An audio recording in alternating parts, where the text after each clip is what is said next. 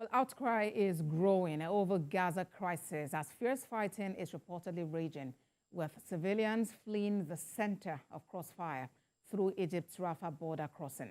Israel's military says it is now advancing towards Gaza City after its forces cut the enclave into two by reaching the Mediterranean coast. We have details in this report.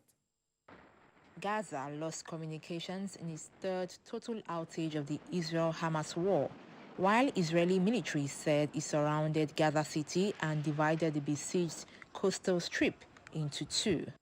Reports say troops were expected to enter Gaza City within 48 hours as strong explosions were seen in northern Gaza after nightfall.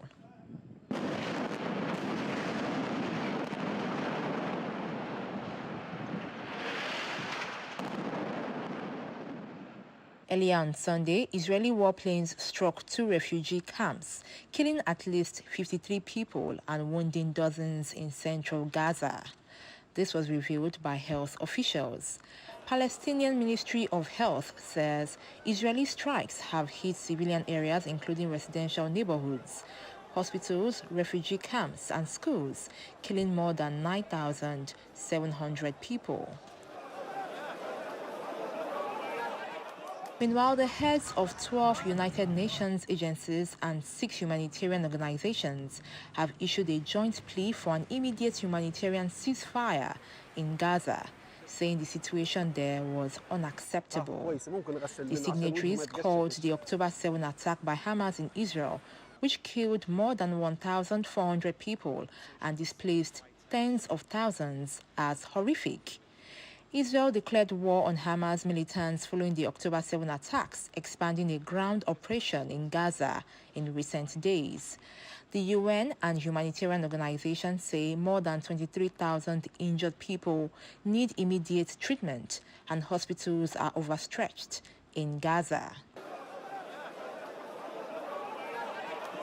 The British Foreign Office says it was temporarily withdrawing some British embassy staff from Lebanon due to the security situation amidst the ongoing war between Israel and Hamas militants. In another development, a first group of around 20 Belgians and rights holders have arrived in Belgium. The Ministry of Foreign Affairs estimates that there are still about 150 persons in Gaza. The Foreign Ministry says the group left Gaza on Thursday for Egypt via the Rafah border crossing, arriving in Belgium on Saturday evening. U.S. officials are still working to reopen the Rafah gate for civilians to leave Gaza into Egypt. This comes as the crossing into Egypt, which is the only way out of Gaza since Israel closed its two crossings, shut on Saturday and did not open on Sunday.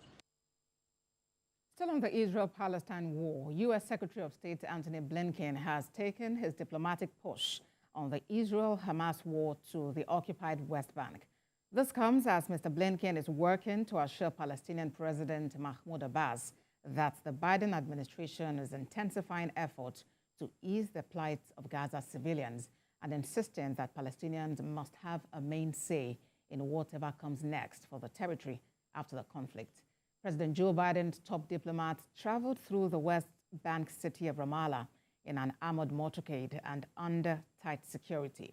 This makes it his third day of shuttle diplomacy aimed at trying to limit the destabilizing regional fallout from the war.